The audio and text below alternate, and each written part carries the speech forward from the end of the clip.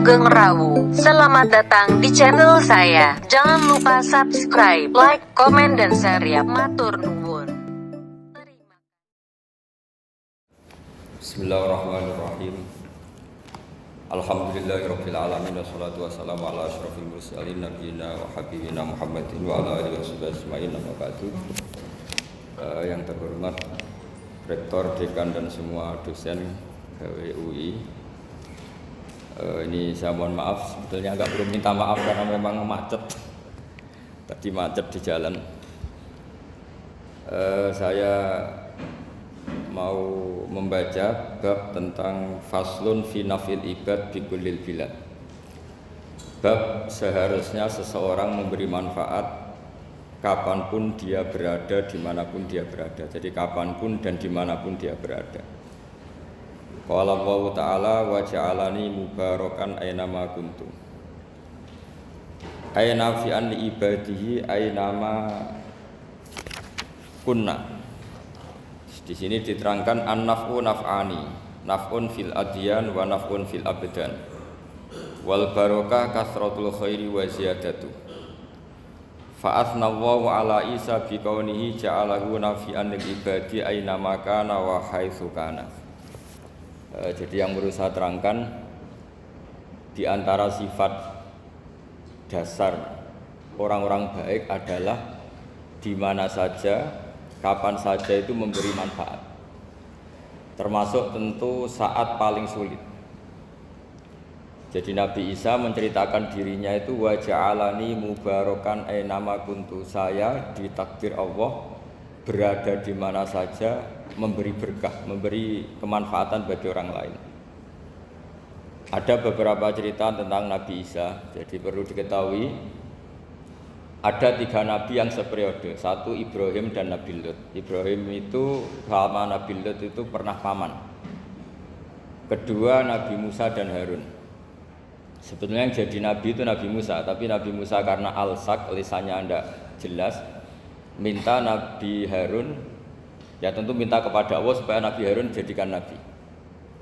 Terus ketiga Nabi Isa dan Yahya. Yahya bin Zakaria, terus Isa ini pernah keponakan Zakaria. Kira-kira kalau di Jawa ya misanan antara Yahya dan Jawa Isa. Jadi ada 3 nabi yang seperiode. Tapi yang paling berkompeten, yang sederajat kira-kira seperti itu hanya Isa dan Yahya. Karena Nabi Lut dan Nabi Ibrahim itu beda level. Karena Lut ini pernah keponakan, jadi hubungannya kira-kira yang murid dan guru. Terus Musa dan Harun itu juga nggak level, karena Nabi Harun ini jadinya nabi itu atas permohonan Nabi Musa. Sehingga meskipun Harun itu kakaknya, tapi nggak berani bantah. Jadi Nabi Musa itu dalam cerita beliau itu alsak. Alsak itu lesannya agak kedal. Tapi ini alsak yang barokah. Jadi dulu ceritanya Musa kecil karena dia seorang nabi, beliau seorang nabi. Itu kalau melihat Fir'aun itu mangkelnya bukan main. Padahal kecilnya dirawat Fir'aun. Singkat cerita mulai kecil sudah usil. Kalau melihat Fir'aun itu ya jenggotnya dipakai mainan. Terus pokoknya nakal. Lama-lama Fir'aun curiga, dasar orang Israel. Nabi Musa ini turunan Israel. Lama-lama Fir'aun itu yakin kalau itu sengaja. Akhirnya Fir'aun mau membunuh Musa. Terus kata istrinya Fir'aun, Musa itu masih anak kecil. Jadi seperti itu ya bawaan anak kecil, bukan bawaan kebencian terhadap orang Kipti, orang Mesir. Kalau dalam bahasa kitab kuno Mesir itu Egypt al-Kipti, makanya disebut Maria al-Kiptiyah. Kalau orang sekarang bilang Egypt itu bahasa kunonya Mesir itu al-Kiptiyah. Nah, memang secara bahasa Arab Mesir itu gak mungkin, bahasa Arabnya Mesir itu gak mungkin karena Misro itu maknanya kota.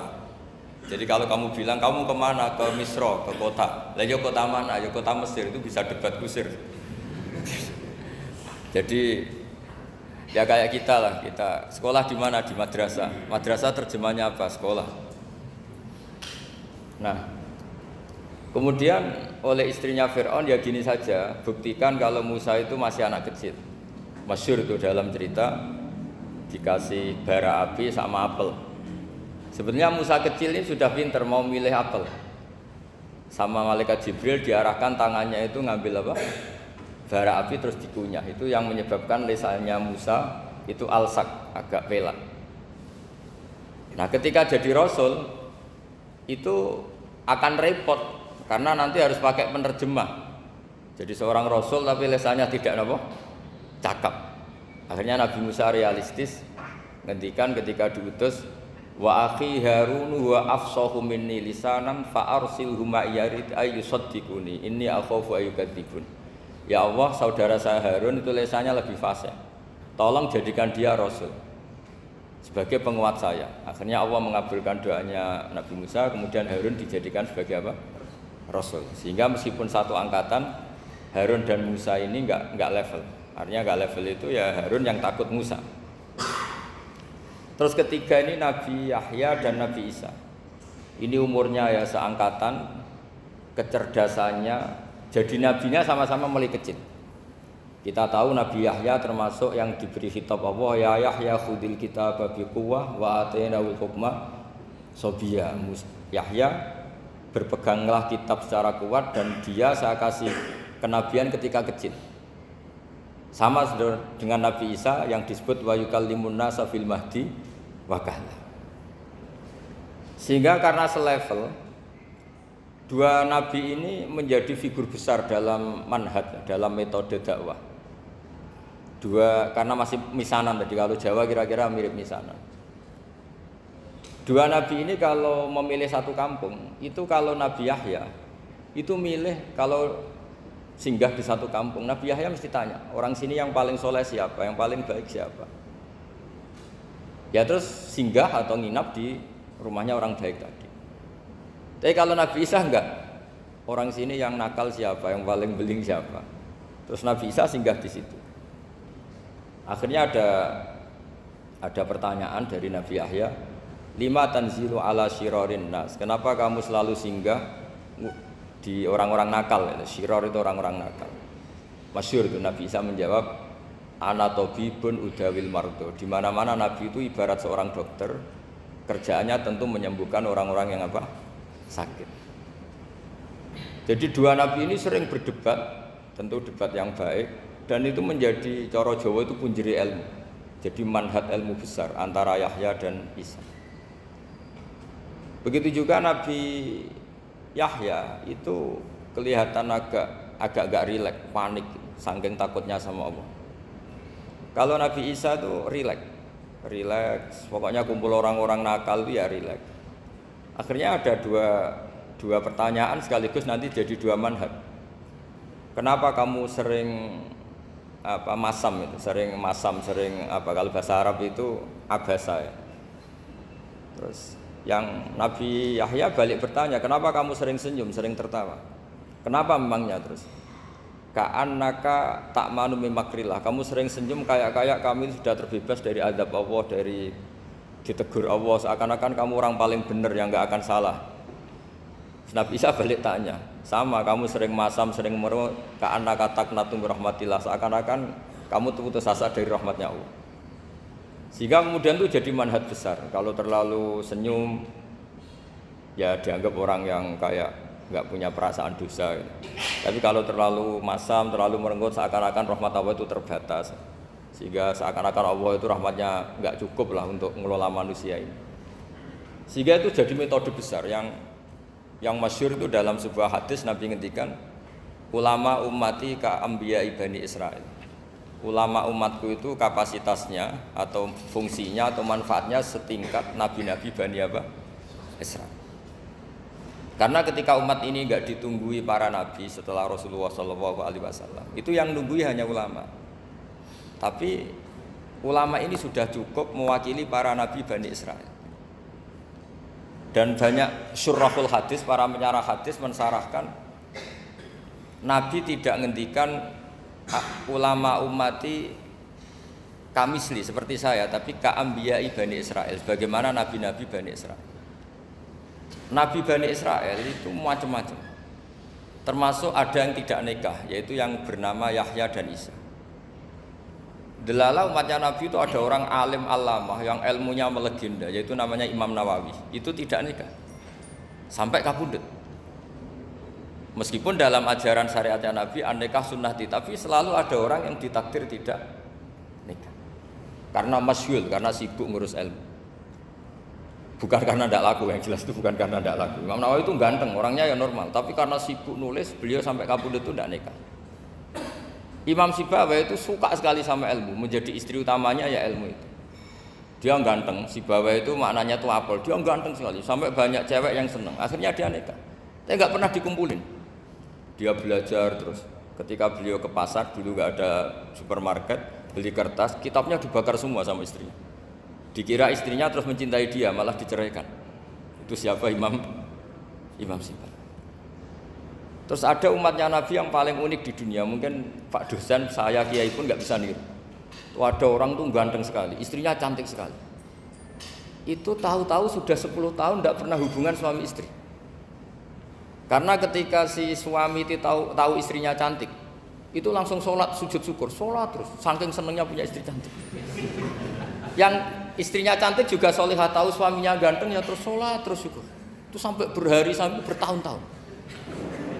Terus ketika ketemu cocokan, dek kita sudah nikah berapa? Terus dilihat kayaknya sudah 10 tahun, tapi tidak pernah hubungan. Oh itu nggak kebayang itu. Ganteng sama cantik, kalau jelek sama jelek itu mungkin.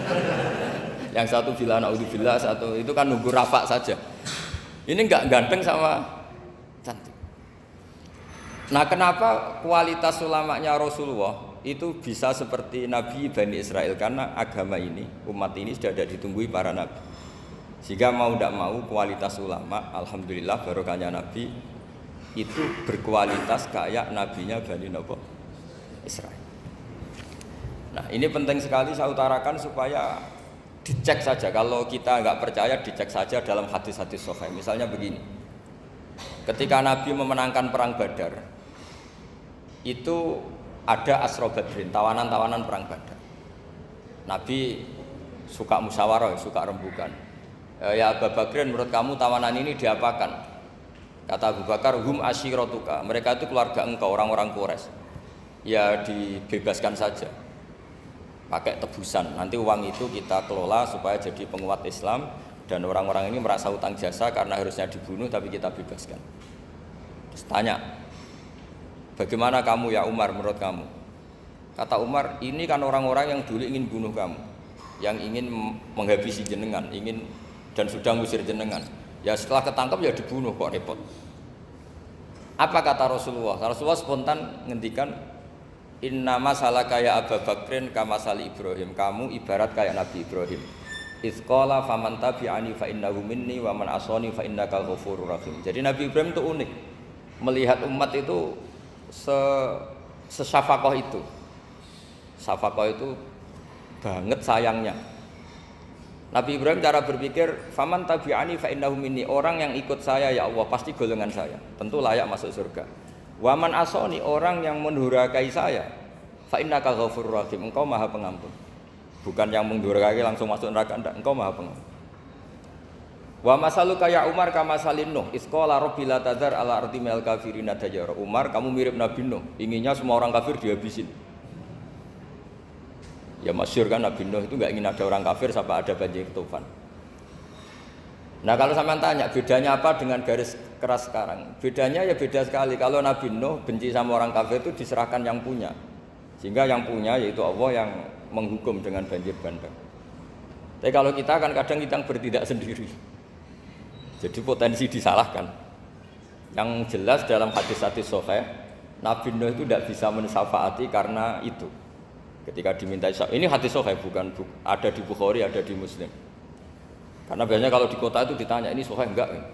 Untungnya yang tanya kadang enggak paham, ini alhamdulillahnya jadi wah repot. Nabi Nuh itu diantara sebabnya enggak bisa mensyafaati adalah pernah corong Jawa maksudno kaume. Kalau dalam bahasa Arab itu da'a li Zaidin berarti mendoakan positif, kalau da'a la Zaidin mendoakan negatif. Kalau orang Jawa itu ada doa, ada pasot. Nabi Nuh adalah orang yang pernah maksudkan kaumnya.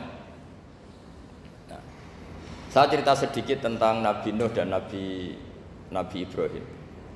Nabi Ibrahim dianggap tadi cerminannya Abu Bakar, dianggap niru Ibrahim, cerminannya Umar dianggap niru Nabi siapa? Nabi Nuh. Lalu kalau sampean tanya, bedanya gimana? Begini logikanya. Andai kan kita mengkaji secara akademik begini. Ada ulama besar namanya Abdul Hasan Asyadzili, itu masyhur di Indonesia menjadi Thariqah Asyadziliyah.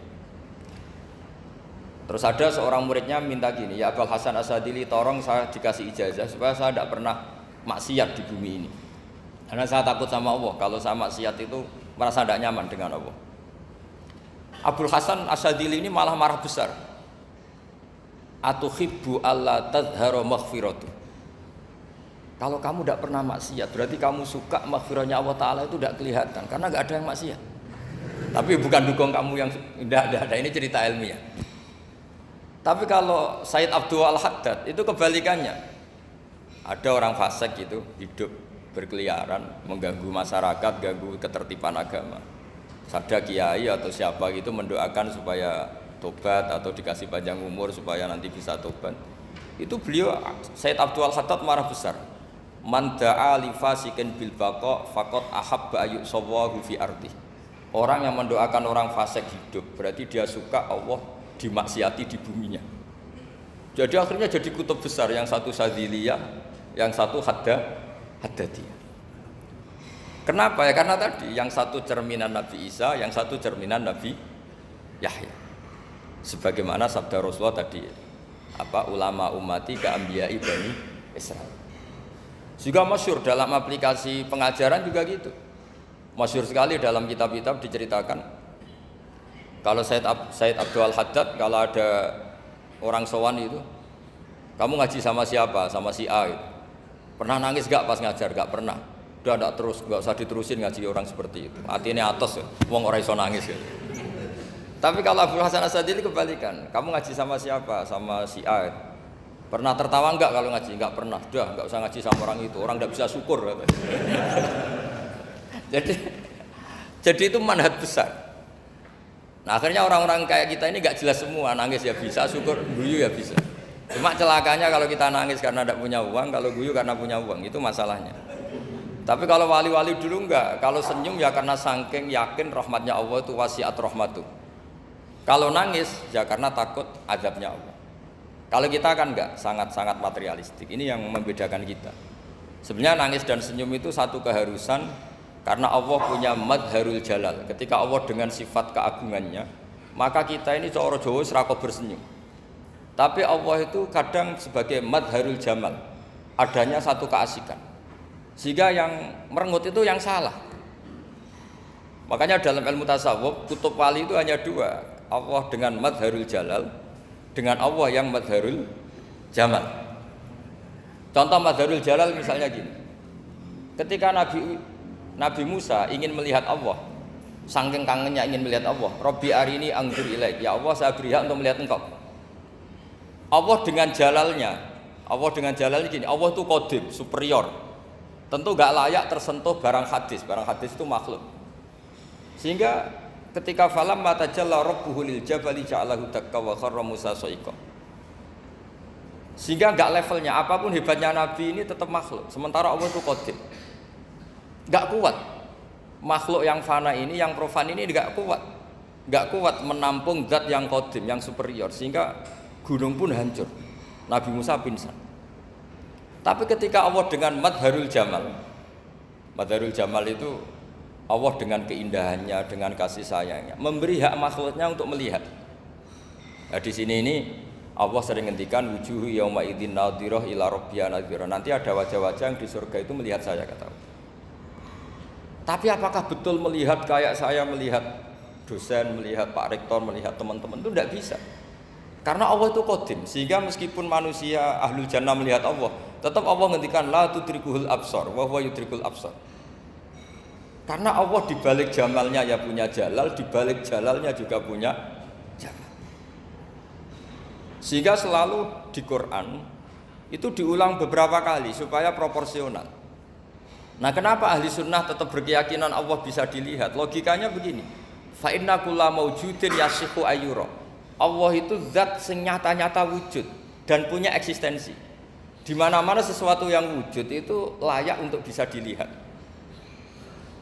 Lalu pertanyaannya gini, kenapa kita tidak bisa melihat sekarang kok nunggu di akhirat? Karena mata kita sekarang itu profan, fana. Sementara kita setelah di surga, tubuh kita didesain abadi. Ya saya ulang lagi ya, setelah kita di surga, semua fisik kita ini didesain abadi. Tentu karena desainnya sudah abadi, layak melihat zat yang abadi. Tapi pertanyaannya, kenapa tidak bisa ikhatoh, tidak bisa melihat sampai faham, la tudrikul absar? Karena abadi kita itu diabadikan. Sebagaimana surga abadinya diabadikan, neraka diabadikan. Sementara Allah abadi dengan dirinya sendiri, yaitu Al-Qayyum, atau dalam bahasa ngajinya qiyamuhu binafsi. Nah lalu pertanyaan, makanya Mu'tazilah itu menentang betul kalau orang di surga bisa melihat Allah. Cara berpikir Mu'tazilah, melihat itu artinya yang dilihat ada arahnya, sementara Allah terbebas dari arah. Tapi kata ahli sunnah cara berpikir tidak seperti itu. Melihat itu pokoknya tahu. Nah, tahu karena mata itu karena kita ditakdir tahu itu karena mata. Sebetulnya yang menjadikan tahu itu tidak mata. Ya kalau tahu ya tahu saja, bukan harus pakai mata. Itu cara berpikir ahli sunnah wal jamaah. Jadi saya beri ya bocoran. Kenapa mazhab ahli sunnah itu yang dipilih oleh banyak mayoritas di dunia, jumhur itu. Ahli sunnah itu dianggap pikirannya lebih orisinal. Misalnya ahli sunnah kalau ditanya, kenapa kamu melihat? Ya melihat saja. Kenapa kamu mendengar? Ya mendengar saja. Kesannya itu tidak rasional, kayak orang yang nggak pinter itu. Tapi sebetulnya itu yang benar. Jadi cara berpikir ahli sunnah itu melihat itu menjadi tahu. Menjadi tahu itu bisa karena mendengar, bisa karena melihat, bisa karena dikasih tahu, bisa karena bersentuhan. Sebab itu di Quran itu ada ayat ala ya'lamu man khalaqa, bukankah zat yang menciptakan itu menjadi tahu. Sehingga kenapa Allah itu selalu tahu? Karena Allah yang menciptakan. Kalau kamu tahu karena mata, sekali itu jauh maka kamu tidak melihat. Atau kamu sekarang buta, kamu tidak melihat. Atau tertutupi barang itu maka kamu tidak melihat. Tapi kalau kamu tahu karena kamu menciptakan, maka akan melihat terus. Misalnya saya ini tukang batu. Saya ingat betul ketika saya bangun Monas, itu pulpen saya tak tanam di dalam Monas. Saya ingat betul kalau pulpen saya warnanya putih, tak tanam di Monas 2 meter dari pondasi. Setelah saya pulang ke Jogja ditanya, di dalam Monas ada apa? Ada pulpen. Posisinya 2 meter dari pondasi. Kenapa saya tahu? Karena saya yang menciptakan. Nah, karena menciptakan ini sehingga tahu saya akan terus menerus. Tapi kalau tahu karena mata, sekali barang itu tertutupi, nggak tahu. Misalnya saya tahu jenengan karena dekat, sekali jenengan kemana-mana saya sudah tidak tahu. Tapi kalau saya menaruh sesuatu di tubuh Anda, sehingga kamu kemana-mana tetap tahu bahwa barang itu ada di tubuh Anda. Nanti kalau ada yang protes, tapi bisa saja Gus barang itu dicuri orang kemudian Anda tidak tahu. Yang menjadi tidak tahu karena saya sudah tidak menciptakan suasana itu. Selagi saya yang menciptakan, maka akan tahu terus. Nah, tapi karena Allah ini menciptakan semua yang ada di bumi, maka Allah tahu terus. Sehingga Allah tahu cara bikin kuman. Terus tahu bahwa manusia itu punya kuman, kumannya punya organ, organnya juga punya kuman. Gak kebayang. Kamu bayangkan kayak, makanya Allah itu kalau cerita sederhana, innallaha la yastahi ayyadriba matsalam ma ba'udatan fama fawqaha. Allah itu tidak malu bikin perumpamaan nyamuk, karena nyamuk itu lebih dahsyat dibanding gajah. Para pematung itu disuruh bikin gajah masih mampu. Bikinkan patung gajah, mungkin masih sanggup. Tapi kalau tak suruh bikin patung nyamuk, nggak usah bikin hidup, patungnya saja sekecil itu. Padahal nyamuk kecil itu punya organ tubuh. Lalu bikinnya organ tubuh nyamuk itu kayak apa sih? Organnya punya kuman, kumannya punya organ, organnya juga punya kuman. Sehingga orang-orang alim itu baca nyamuk itu lebih jadi ayat Allah ketimbang melihat dinosaurus. Tapi sekarang orang itu nggak tertarik ceritanya. Jadi beda perasaannya orang alim sama orang awam. Kalau orang awam tuh melihat mukjizat kan yang dasar-dasar kayak dinosaurus, gajah, wow gitu. Kalau orang alim nggak, malah melihat nyamuk. Nah, kealiman seperti itu terjaga di umatnya Muhammad, di umatnya Rasulullah Muhammad SAW. Karena ketika umat ini nggak ditunggui para nabi, itu Allah menjamin Muhammad, ulama umatmu nanti punya kemampuan seperti nabi. Tentu tidak dalam keutamaan ya, keutamaan tentu nggak sekelas sama nabi. Kenapa itu terjadi? Karena tadi para nabi ini mewakili sekian karakter. Kalau kita sangat mencintai Indonesia, maka kita akan tegas siapapun yang ingin menghancurkan Indonesia. Itu kira-kira cerminan Nabi Nuh. Kalau kita sangat mencintai Allah, maka kita akan benci sebenci-bencinya sama orang yang mendurhakai Allah. Tapi masalahnya, Allah yang kita cintai itu memaklumatkan diri kalau bersifat Ghafur, pengampun. Jika kalau kita terlalu kasar, ini kan yang kita cintai bersifat Ghafur kok kita kasar. Di sini Nabi Ibrahim. Beliau sangat mangkel sekali sama yang durhaka sama Allah. Tapi mau mangkel gimana? Zat yang mengajarkan itu bersifat Ghafur. Maka kita mau tidak mau, makanya ada riwayat mengatakan takhallaku bi akhlaqillah, kamu bertata krama kayak akhlaknya Allah. Akhirnya ya sudah, kita mau apa coba? Kira-kira kalau kamu mencintai seseorang, itu potensinya kan dua, protektif. Ada telepon, itu dari siapa? Cewek atau cowok, protektif. Itu bukti cinta apa bukti suudon kan tidak tahu. Tapi misalnya kamu cinta perempuan terus WA-an sama lelaki gak apa-apa, jalan sama lelaki gak apa-apa, sama masa lalunya pacarnya juga gak apa-apa. Itu cinta apa pembiaran? Kan sama-sama gak jelas. Nah kira-kira mencintai Allah itu kira-kira analoginya seperti itu. Kalau yang satu protektif, Allah harus zat satu-satunya yang disembah. Gak boleh didurhakai, gak boleh dikhianati kok. Sehingga ini sangat keras sekali. Nah, ini Nabi Nuh. Di sini ada Nabi Ibrahim karena orang yang zat yang kita cintai bersifat Ghafur. Jika kalau kita terlalu tegas beda dengan sifatnya Allah yang bersifat Ghafur. Nah, umatnya Nabi seperti itu mulai dulu. Ada yang moderat, ada yang keras, ada yang setengah keras, setengah moderat. Ada yang ngambil sikap, urip mangan turu, ngenteni mati. Nah, itu lebih baik itu timbang punya ijtihad tapi gak jelas, mendingan. Itu ada riwayatnya, suatu saat ibadah akhir umatku terbaik adalah tidur. Maksudnya tidur itu gak ngambil sikap, masyhur itu. Saya beri riwayat yang ada di Bukhari Muslim.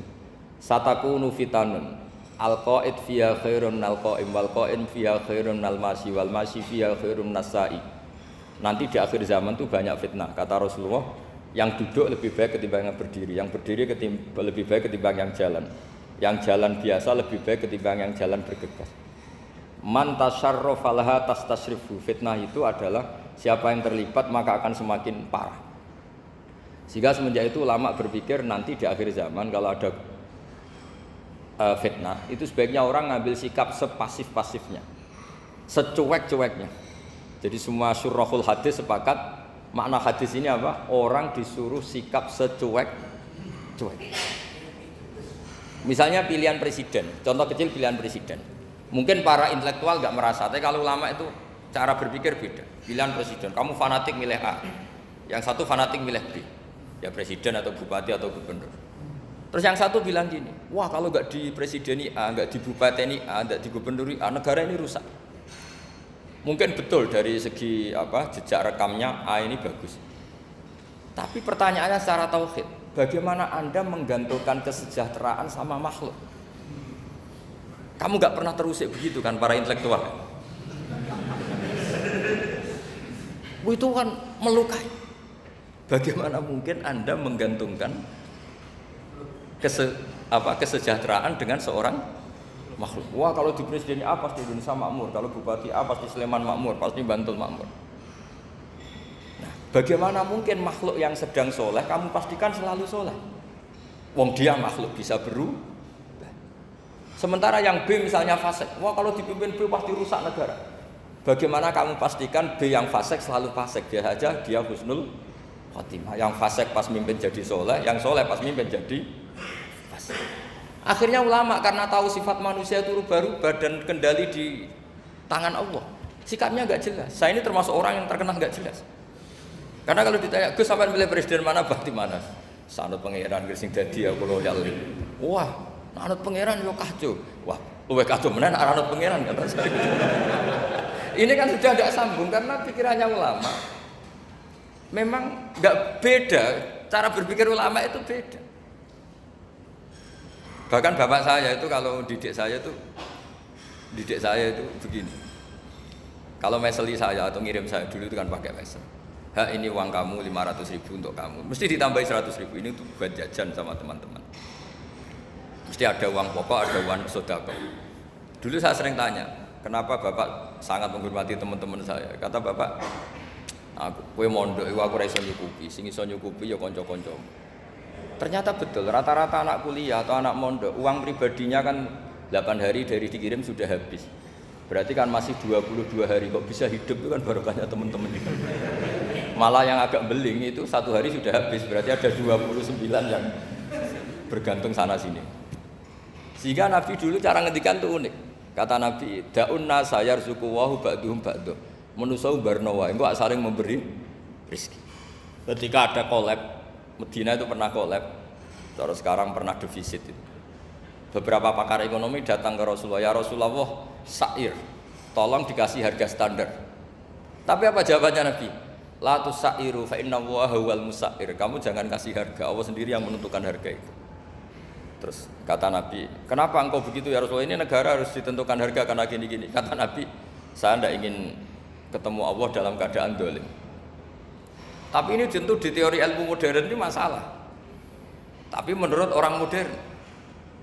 Tapi kalau menurut ilmu hakikat itu nggak akan masalah. Misalnya, kenapa Nabi tidak menentukan harga dalam keadaan negara seperti itu? Jawabannya pakar-pakar hakikat. Ya saya ulang lagi pakar-pakar hakikat. Begini, misalnya ada orang menimbun supaya nanti harganya mahal ya. Terus ditimbun terus sampai nunggu harganya mahal. Lama-lama dia sadar kalau timbunannya nggak ada gunanya karena ternyata orang nggak beli. Nah, ketika orang nggak punya kemampuan beli, yang menimbun juga tidak punya uang. Nah, tapi kalau sampean tanya, tapi Gus nak tuku barang pokok kan kita mati karena kehabisan stok. Itu masalah tauhid Anda. Bagaimana mungkin kamu membayangkan seorang makhluk tidak bisa hidup atau nggak dapat rezeki? Nabi itu orang yang sampai ke derajat hakikat dari tidak pernah bayangkan gitu. Saleh sampean jadi orang yang tauhidnya masalah.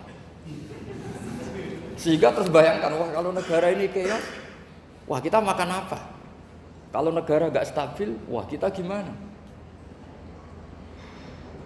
Itu tidak bisa seperti itu. Dulu ketika kita dijajah Belanda, itu kiai-kiai kita, Mbah Hasyim Asy'ari, Mbah Ahmad Dahlan, mondoknya di Mekah.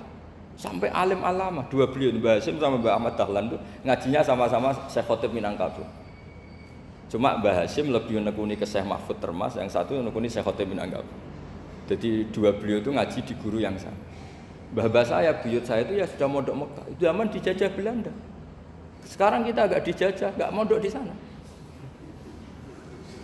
Buyut saya itu zaman itu sudah haji. Buyut kelima saya. Itu dulu kalau ingin cari tempat yang teduh, itu masuk ke gua. Itu masuk gua itu hanya kepalanya saja. Kakinya masih di luar. Karena gua di Arab tidak seperti gua di sini. Kalau gua di sini kan orang bisa masuk semua. Kalau gua Arab kan hanya celah-celah batu-batu besar. Sehingga ketika Rasulullah hijrah ke Madinah, singgah di Gua Sur, kata Abu Bakar gimana? Andai kan yang ada orang kafir di depan gua, kata Abu Bakar gimana? Andai kan mereka melihat kakinya pasti melihat kita. Karena gua di sana itu satu tubuh tidak bisa masuk penuh. Kalau gua di sini kan ada yang mobil saja bisa masuk. Nah itu bahasa ya kalau mau istirahat itu masuk gua, separuh badan di dalam gua, separuhnya masih di luar. Nah sekarang terus kita bilang, wah kalau kita negara tidak stabil kita haji kemana? Dulu zaman dijajah Belanda ya kita bisa haji. Soal kebahagiaan. Nenek moyang pulau jenengan tuh anaknya banyak, dijajah Belanda, jajah Jepang ya nyatanya anaknya banyak-banyak. Itu kira-kira bahagia apa enggak? Nah, artinya gini ya tentu kita tidak ingin dijajah itu tentu ya, tapi kita ini selalu latah. Wah kalau ekonomi jatuh kita makan apa? Kalau kita dijajah kita tidak perlu seperti itu. Rahmatnya Allah Ta'ala itu akan adrokatna. Rahmatnya Allah Ta'ala akan menemukan kita. Apapun kondisi kita, apapun keadaan. Ini cara berpikir tauhid. Sehingga Nabi itu tidak pernah bayangkan umatku narata tunggoni piye, ditunggoni Allah. Sehingga masyhur dalam hadis-hadis sahih, la tazalu ta'ifatun min ummati dzahirina 'alal haq la yadurruhum man khadalahum wala man khalafahum wala man nawa'ahum. Selalu di umatku ada kelompok-kelompok yang selalu membela kebenaran dan tidak akan terkalahkan oleh kesesatan di akhir zaman. Kenapa? Cara berpikir orang tauhid itu sederhana begini.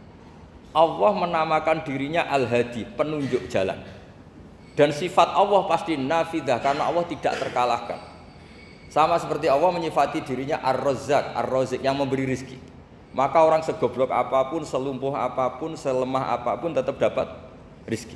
Sama, Allah mensifati dirinya Al-Hadi, memberi petunjuk. Maka zaman serusak apapun orang tetap dapat petunjuk. Sehingga kita tidak perlu khawatir, wah nanti zaman kalau sudah rusak nasib Islam gimana?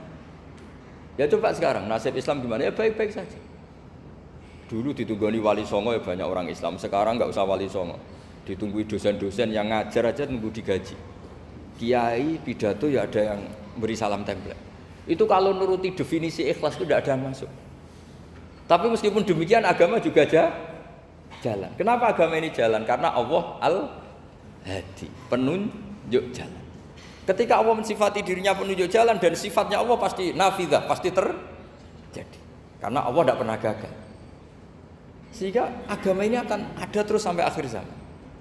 Coba Amerika kayak apa Islamfobia? Di Amerika tambah lama tambah banyak Islam, Eropa juga gitu, Australia juga gitu.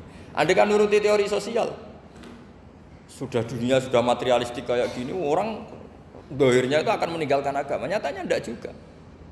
Saya pernah di Korea seminggu, itu di negara ateis. Itu TKI ke sana tuh nyari uang. Ternyata ya kepikiran bikin masjid, bikin komunitas Islam. Coba siapa yang menggerakkan hati itu? Hanya Allah Subhanahu wa Ta'ala. Ya, jadi cara berpikir tauhid saya ulang lagi, saya mohon sekali di pengajian ini saya cerita wajah alani mubarakan aina ma kuntu. Jadi cara berpikir sekian nabi, terus kita punya karakter tertentu, kita milih nabi ini itu sah. Karena ulama ummati ka ambiyai bani Israel. Ulama umatku itu ibarat kayak nabi bani Israel. Jadi ada yang milih tadi seperti Nabi Isa fokusnya ngurusi orang-orang nakal. Itu juga bagus karena di mana-mana nabi itu seperti dokter. Tapi Nabi Yahya hanya berkawan sama orang-orang soleh. Kita tahu berkawan orang fasik itu resiko ketularan. Iman pas-pasan wae kancanan wong fasik kan taqabbalallahu minna minkum gitu. Wong kamu sendiri tidak sehat-sehat amat berteman orang penyakitan kan bahaya. Tapi kalau kamu sebagai dokter kok hanya berteman orang sehat, lalu kamu penelitiannya gimana? Masa saya dokter spesialis, pernah penelitian, semua orang sehat saya pernah saya teliti. Itu dokter aneh apa enggak? Saya dokter spesialis TBC, spesialis paru-paru. Yang kamu teliti siapa? Semua orang sehat. Pernah meneliti yang sakit? Enggak pernah. Kan ya jadi dokter aneh. Tapi misalnya terus kamu sendiri terus berteman orang penyakitan terus, kan ya rawan tertular. Nah, ini ada dua figur yaitu Nabi Yahya dan Nabi siapa? Ya saya kira demikian. Baik, jazakallah Ustaz. Di sini kita bukakan pertanyaan mungkin dari Bapak Ibu yang bertanya. Dua aja ya. Nanti waktunya. Ada dua pertanyaan mungkin dari Bapak Ibu sedikit bertanya.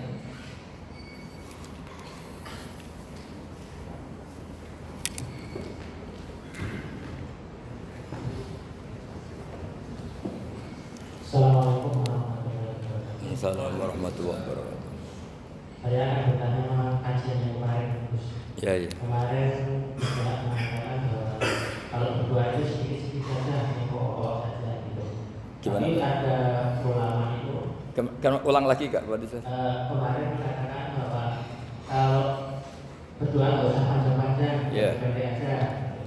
Tapi banyak ulama mengatakan bahwa kalau doa itu yang banyak, karena doa itu ibadah. Rukuni asdan berlaku. Terus banyak ulama itu yang mengatakan doa rukun ibadah, doa itu intinya dari ibadah. Itu gimana? Oh ya. Terima kasih. Assalamualaikum warahmatullahi wabarakatuh. Dan ini nggak apa-apa di sini aja. Jadi jelas ya ada ayatnya ud'u rabbakum tadarru'aw wa khufyah. Terusannya apa? Innahu la yuhibbul mu'tadin. Kalau kamu berdoa itu yang tadarru' itu ya yang sangat sopan, wa khufyah secara diam-diam atau secara enggak berlebihan. Terusannya ayat innahu la yuhibbul mu'tadin. Allah itu tidak suka orang yang melewati batas. Itu termasuk melewati batas dalam doa karena ada unsur mendikte Allah. Saya memberi contoh tadi.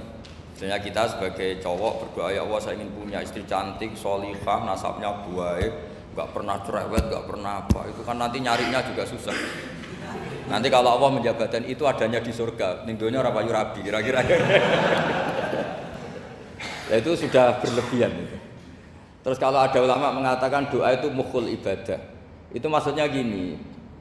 Doa itu bukti kita minta itu bukti kita lemah. Lah merasa lemah itu sudah bagian dari ibadah. Makanya masyhur itu syairnya Abdul Al-Haddad itu. Fadu'ai wabdihali dalilun li fiftikori itu. Jadi saya berdoa itu hanya sebagai bukti saya butuh Allah. Saya sendiri tidak punya kepentingan mustajab apa enggak. Jadi wali-wali yang mengatakan doa itu mukhul ibadah sebetulnya itu malah wali-wali yang dari awal enggak kelintas disembadani apa enggak. Butuhnya dia itu menunjukkan bahwa saya ini lemah. Buktinya posisinya minta. Itu yang dimaksud mukhul ibadah. Tapi kalau kita berdoa terus posisi kita protes. Katanya kamu baik ya Allah, engkau baik. Ternyata enggak juga. Buktinya semua doa saya enggak kamu kabulkan. Wah, ini malah doa kriminal jadinya. Jadi yang dimaksud mukhul ibadah itu doa itu bukti minta. Minta itu bukti lemah. Makanya ada syairnya Abdul Al-Haddad masyhur fadu'a ibadihali dalilun li fiftikor. Jadi saya minta engkau ya Allah itu bukti saya butuh. Jadi itu bukan dua hal yang harus dipertentangkan. Jadi kalau doa dikatakan apa? Ibadah karena di doa itu minta. Lah minta itu bukti merasa kita lemah. Berarti kita sa'il Allah mas'ul. Kita minta Allah yang kita mintain. Kita menengadah Allah yang berposisi memberi. Itu saja sudah cukup sebagai ibadah. Meskipun doa kita tidak mustajab. Karena memang tadi seperti itu. Kalau di ilmu-ilmu tasawuf itu apa ya? Doa itu memang benar-benar sudah mukul ibadah karena tadi perasaan merasa butuh sama Allah itu. Nah, merasa butuh itu, nah kalau kita berdoa merasa butuh sama yang kita minta, itu dalam ilmu tasawuf sudah kriminal, berarti kamu lebih butuh makhluknya. Misalnya begini ya, saya ingin punya rumah bagus, terus setelah punya rumah kredit saya utangnya banyak. Sebetulnya saya itu tidak pernah ingat Allah, gara-gara utang banyak kredit jatuh tempo, terus melibatkan Allah. Ya Allah saya ini utang banyak ini, terus tolong dibayar. Sebetulnya saya itu ingat utang, cuma Allah tak libatkan kan gitu. Lah itu tidak akan jadi wali, yang jenis ini tidak akan jadi wali. Saya ingin jadi dosen, melibatkan siapa ya nanya? Melibatkan Allah, terus malam-malam bangun melibatkan Allah. Itu artinya apa? Kamu itu lebih ingin yang kamu minta ketimbang ingin Allah. Kalau wali itu enggak gitu, kangen Allah, terus tahu Allah itu zat pemberi, karena tahu Allah zat pemberi terus minta. Maka yang dikangen itu ya Allahnya dulu. Kalau kita kan enggak, punya kasus dulu, punya keinginan banyak dulu, baru ingat siapa yang bisa ya. Oh Allah. Terus Allah kita libatkan. Ya untungnya Allah baik, mau ramal utang bukan mikir. Untungnya Allah enggak jawab itu.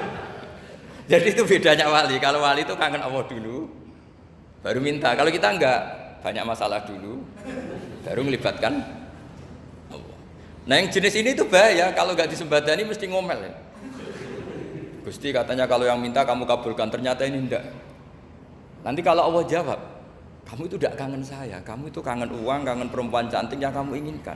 Terus kamu melibatkan saya. Urusannya apa saya dengan itu? Pak, makanya tidak usah nuntut karena awalnya sudah salah. Ya saya kira itu ya. Jadi ada ayat apa? Ud'u rabbakum tadarru'aw wa khufyah. Terusannya apa? Innahu la yuhibbul mu'tadin. Itu di semua tafsir dikatakan Allah enggak suka orang yang berlebihan dalam doa. Berlebihan tadi misalnya minta sesuatu yang terlalu besar atau permintaan kemarin saja lanu addi syukroh, kita tidak bisa memenuhi mensyukuri sudah minta lagi. Misalnya seorang jomblo, targetnya kan asal payu nikah, tapi setelah nikah bayangkan istrinya sholihah, tidak cerewet, itu kan berlebihan. Hilang status jomblo saja belum kamu syukuri kok sudah minta macam-macam. Jadi harusnya kan syukur dulu ya.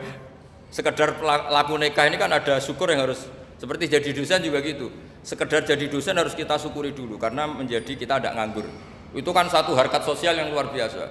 Jangan tahu-tahu sudah hari kedua cari intensif, cari ini itu, syukurnya aja belum sudah kemana-mana. Lah itu sudah mu'tadin, sudah melebihi apa?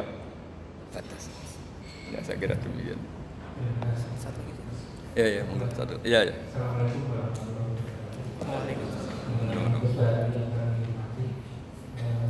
Kami melihat bahwa semua perguruan tinggi itu alumni-alumni pemulung itu banyak sekali. Namun apa yang terjadi? Mereka sebenarnya tipenya sudah pekerja. Nah, karena saya karakter saya seorang guru ya.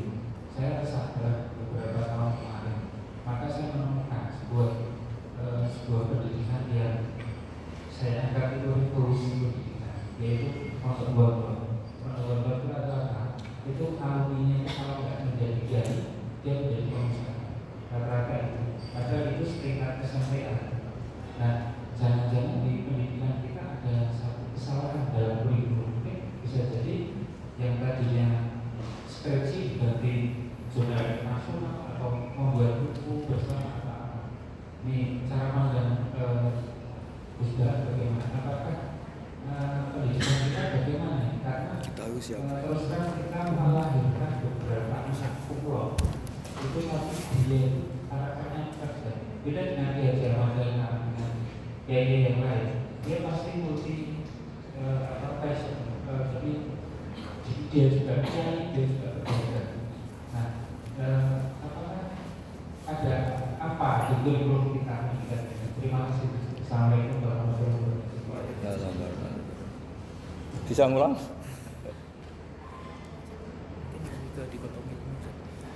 Jadi begini ya masalah pendidikan ya. Kalau saya jawab pakai ilmu hakikat saja karena ini keahlian saya.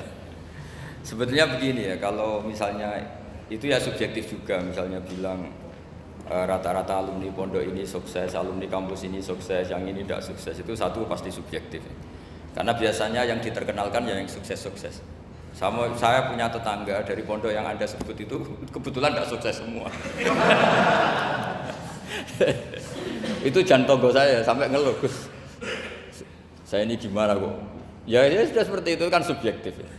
Tapi menyangkut pendidikan itu begini ya, menyangkut hasil dari pendidikan itu. Andai kan kita bicara ilmu hakikat, misalnya kita mondok gitu ya. Mondok kemudian jadi orang miskin, jadi orang yang menurut orang banyak tidak berguna di masyarakat. Ternyata kita ini orang yang kelihatan tidak punya karir, tapi kalau malam sujud sama Allah. Punya anak niat memperbanyak orang sujud, terus punya ibu yang sakit-sakitan kita rawat. Meskipun kita tidak jadi dosen, tidak jadi menteri, tapi indah Allah itu luar biasa karena berstatus ngerawat ibu, ngerawat anak, ngerawat istri. Nah Islam itu datang dengan jargon-jargon seperti itu. Sehingga Nabi kalau muji itu ada Uwais Al-Qarni, ini orang yang luar biasa. Ternyata dia itu punya ibu lumpuh yang kalau kemana-mana harus digendong. Ketika tetangga-tetangganya berhasil sowan Rasulullah itu Uwais Al-Qarni tidak bisa karena setiap ibunya dipamitin mau sowan ke Rasulullah itu sama ibunya nggak boleh. Tapi apa yang terjadi? Justru dipuji-puji Nabi sebaik-baiknya kurun itu waktu adalah kurun yang ada Uwais Al-Qarni. Saya punya teman, ini kisah nyata, saya berkali-kali ngisi ngaji di komunitas ulama. Ini mungkin tidak bagus untuk kampus, tapi harus saya utarakan supaya ya kita evaluasi. Saya bilang gini, saya ini jadi kiai itu sering iri sama orang goblok. Orang goblok itu barokah kata saya gitu. Itu kiai-kiai kaget semua karena saya bilang orang goblok itu barokah. Saya beri contoh gini, misalnya saya pinter, terus juara MTQ, juara hafal Quran atau juara baca Quran secara tartil. Ujung-ujungnya saya dapat hadiah umroh atau apalah, atau hadiah rumah atau apa. Pertanyaannya adalah mendapat. Saya ulang lagi, mendapat. Sementara ada santri yang bodoh, gara-gara bodoh itu dosen UI yang enggak, jadi kiai yang enggak, akhirnya dia jadi pekerja di Korea. Barokahnya bodoh tadi. Karena di Korea melihat orang ateis, akhirnya dia kepikiran bikin masjid. Sebagian gajinya disumbangkan untuk masjid. Ini bodoh pendiri masjid. Tapi kita gara-gara dosen dakwah di masjid, ini pinter dapat uang dari masjid. Nah ini bukan nyindir, ini biasa saja, ini maksud saya. Maksud saya, kamu jangan ngabaikan hidup. Akhirnya apa yang terjadi? Saya ini punya teman ini betul. Saya ini kan kecelok dulu tuh Gus Alim. Nasib saya di mana-mana dihormati. Kadang saya merasa dosa. Kok dihormati? Saya punya teman, dulu gobloknya minta ampun, sekolah sekelas sama saya. Gobloknya, soalnya gobloknya harus disepakati sudah. Ya, goblok mujma'alah kira-kira. Singkat cerita dia itu hidup di pedalaman Kalimantan sekitar tahun 92. Dulu kan biasalah di dalam hutan itu pasti ada penebangan hutan macam. Dia ada bosnya, yang jelas dia ada bosnya. Saya yakin juga agak kriminal. Karena dia tidak yang illegal logging. Pokoknya ditakdir dia hidup di tengah hutan. Ikut orang. Setelah itu dulu enggak ada HP. Sering kirim surat ke saya, Gus, saya ini hidup di tengah hutan. Tapi saya ini muslim pernah mondok. Kalau enggak bikin Jumat itu enggak enak. Bikinlah dia Jumatan. Nah karena dia pernah ngaji fikih Syafi'i, kalau Jumatan nggak ada orang 40 itu harusnya zuhur tidak Jumatan. Tapi orang yang kerja di situ tidak mau. Wong dino Jumat kok zuhuran loh Pak. Kalau dino Jumat ya Jumatan ya. Tanya saya, Gus itu kalau ada kaulnya enggak supaya Jumatan ndak orang 40 sah. Singkat cerita dia lama-lama jadi pendiri masjid di situ. Dia punya sedikit gaji ya dipakai masjid, punya sedikit tanah diwakafkan untuk masjid. Artinya apa? Indawah ini banyak orang bodoh, ternyata di komunitasnya dia muassis, pendiri, pemberi. Sementara kita yang keceluk pinter, dapat umroh, dapat bonus. Kira-kira nanti kita ketemu Allah, kamu pernah nyumbang Islam apa? Yang bodoh jawab, oh nate Gusti bikin masjid di pedalaman. Kita yang pinter.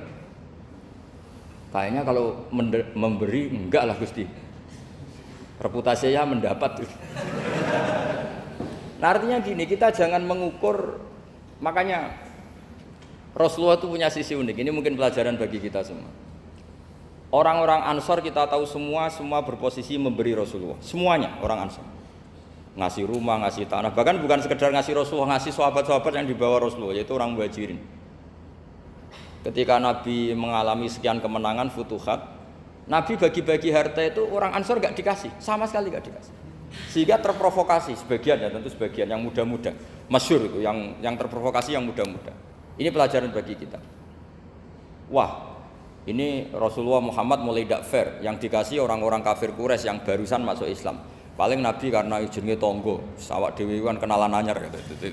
Jadi dimenangkan sing tonggo, yaitu orang-orang kafir Quraisy yang sekarang baru masuk Islam. Singkat cerita akhirnya Nabi dengar gosip itu, bahwa Nabi dikomentari mulai tidak adil karena memprioritaskan orang-orang Quraisy yang notabene adalah keluarga Nabi, tetangga Nabi, kampung halaman Nabi. Akhirnya Nabi bilang, coba semua orang Ansar kumpulkan di satu kubah, satu khimah besar itu di Jirona pas itu. Dikumpulkan, terus orang Ansar ditanya, dengar-dengar makolatun balagona angkum, ada satu makalah dari kamu, apa betul itu kamu yang mengatakan? Terus ketua orang Ansar ada yang namanya Sa'd bin Ubadah berdiri, ya Rasulullah amazu ahlamina fala yaquluna syai'an. Orang-orang terpelajar kita ada yang komentar, tapi yang muda-muda ini memang ngomong seperti itu, bahwa jenengan sekarang mulai lebih tertarik ngurusi orang-orang Quraisy daripada kita. Terus itu di Jirona itu ya kira-kira berapa kilo ya, 40 kilo atau 30 kilo dari Mekah. Zaman itu Nabi posisi di Jirona. Jawabannya Nabi itu unik. Oh iya, kata Nabi. Apa yang dikatakan Nabi? Saya ini Rasulullah, nanti kamu pulang bersama saya. Tapi orang-orang ini, orang-orang Bedui ini, setelah saya kasih kambing, saya kasih unta, mereka pulang. Ama tardona ayarji annasu bisyati wal ba'ir wa tarjiuna antum bi Rasulillah.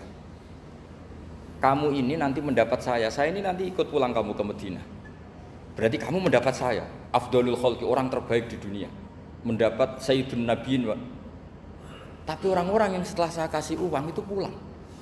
Artinya gini, kamu berorientasi mendapat saya apa mendapat uang? Nangis semua orang Ansor, enggak Gusti ya sudah mendapat jenengan saja duit gak nolak. Ternyata Nabi itu mentertawakan sama nyun sewu A'rabul A'rab, orang-orang Bedui Arab. Ya Rasulullah, ini baru Islam, tolong diservis dong, namanya mu'allaf. Saya baru Islam, tolong diservis toh.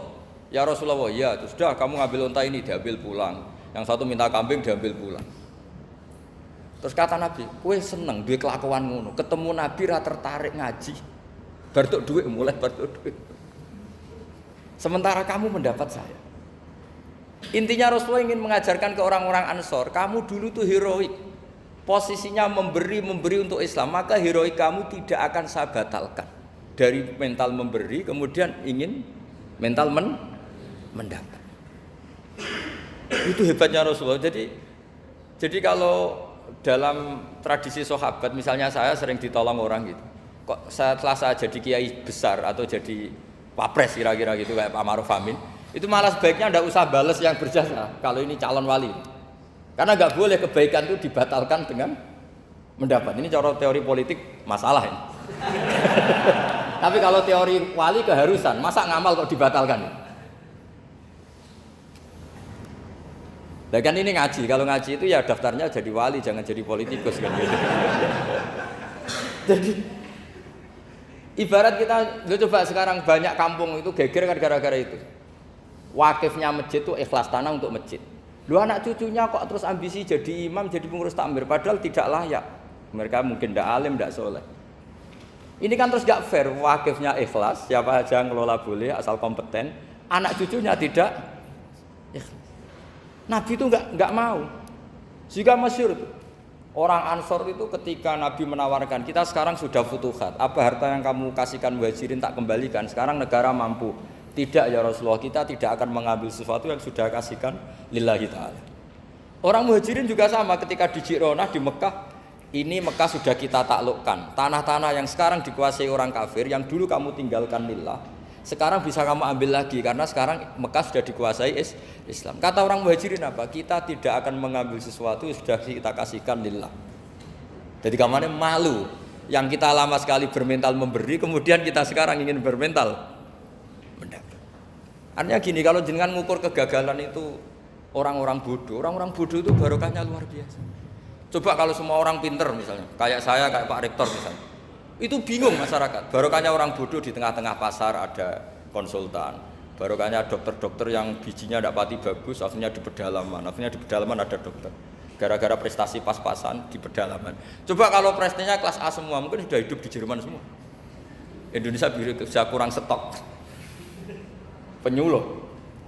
Jadi pertanyaan jenengan tadi, ya tadi kalau saya disuruh jawab dengan ilmu hakikat, Allah merencanakan ini sudah luar biasa. Harus digawe pinter, setengah goblok. Ini semuanya kalau ilallah wa fillah itu semuanya barokah. Karena tadi nggak bisa bayangkan. Andai kan tidak ada santri sing rapati pinter itu di pedalaman Kalimantan itu tidak ada yang jadi dai. Oh kalau pinter nggak mau, pasti nggak mau. Barokahnya goblok tadi. Sampai saya ini tahadus bin nikmat. Sampai mereka bilang gini, sekarang kan ada telepon, sering telepon saya, Gus, jenengan jangan mati dulu. Karena kalau jenengan mati kita jadi kiai juga selesai. Karena mereka tuh nggak pinter tapi jadi kiai di Papua, di pedalaman mana-mana. Itu kalau ditanya halal haram udah tidak bisa. Mau ngerti nak sholat itu madem mulon itu aja. Jadi setiap ada pertanyaan hukum mesti telepon saya. Kadang tamunya nunggu, Gus jawab saiki mati ora apa jawab. Karena tamunya nunggu. Ya karena tadi dulu di pondok gak pinter, misalnya tahu hanya gini dok, perempuan kalau datang bulan gak boleh sholat. Dia gak tahu detail-detailnya, misalnya ada perempuan yang mustahadah, berhari-hari selalu keluar darah berbulan-bulan. Nah ngajinya belum sampai sana, kalau kita kan sampai sana. Oh gini, kalau adatnya perempuan tadi hanya 6 hari haid, maka yang 7 berikutnya namanya mustahadah, sudah mulai sholat, mulai puasa normal, karena ini penyakit, bukan kategori haid. Nah dulu ngajinya tidak sampai situ. Jika kalau ada yang tanya ditunggu Gus ini ada perempuan keluar darah terus kita harus gimana ini? Sholat enggak? Oh, ilmunya enggak cukup dia untuk jawab. Untuk jawab seperti itu karena tapi tadi ya saya ulang lagi ya, jadi jangan pernah mengabaikan orang-orang bodoh. Orang bodoh itu ya barokah, tapi enggak perlu ada gerakan jadi bodoh ya enggak perlu. Digerakkan bodoh itu pasti mayoritasnya alhamdulillah sekali. Akhirnya berkah itu ada di mana-mana. Loh itu betul. Pokoknya kita ngaji itu apa yang masyhur itu Rabbana ma khalaqta hadza batila. Semua yang diciptakan Allah pasti ada guna. Ya ini memang ilmu agak aneh bagi kalangan akademisi, tapi kan sampean mengundang saya untuk ngomong ilmunya kiai. Kalau saya jawab pakai standar intelektual kan saya namanya basa-basi. Itu tidak bagus dalam ilmu Islam. Mudahana itu tidak bagus. Karena ini keahlian saya di ilmu hakikat ya saya jawab secara ilmu hakikat. Terus itu pernah saya diceritani Pak Bintang Pamungkas itu cerita. Gus Dur juga pernah cerita, banyak yang sejenis itu cerita. Gus Dur kan orang sukses di Jakarta, itu matur nuwun sama keluarganya yang adiknya yang jadi biasa-biasa saja. Karena akhirnya ada yang ngrumat ibunya. Keluarga Pak Bintang itu banyak yang doktor, profesor, tapi terima kasih sama adiknya enggak siapa-siapa. Karena barokahnya itu ibunya ngrumat. Coba kalau semuanya dokter mungkin ingin hidup di kampus semua. Kiai juga gitu, kalau ada kiai top, biasanya punya adik yang enggak pati top. Dan kiainya top bisa kemana-mana, karena ada adiknya yang enggak top, yang rumah ibunya, yang rumah tanah. Jadi sebetulnya Allah sudah mempersiapkan sedemikian rupa. Tapi kalau kita tidak syukur, ya jadi repot. Itu udah hanya cerita tentang Gus Dur, Bintang Pamungkas, mungkin Pak Jokowi, Pak Soekarno, semuanya sama lah. Pasti di balik orang top-top ini ada orang-orang yang berkorban untuk kebaikan keluarga di internal. Dulu ada sahabat namanya Abdul bin Umi Maktum itu buta. Itu tidak pernah ikut perang karena buta. Tapi setiap Nabi perang itu yang jaga Madinah itu Abdul bin Umi Maktum. Tapi terus jangan bilang, orang baru kayak buta ya tidak usah gitu. Pokoknya saya ceritain Rabbana ma khalaqta hadza batila, bahwa engkau ya Allah yang kau ciptakan ini tidak ada yang enggak ada guna. Kira-kira demikian. Assalamualaikum warahmatullahi wabarakatuh.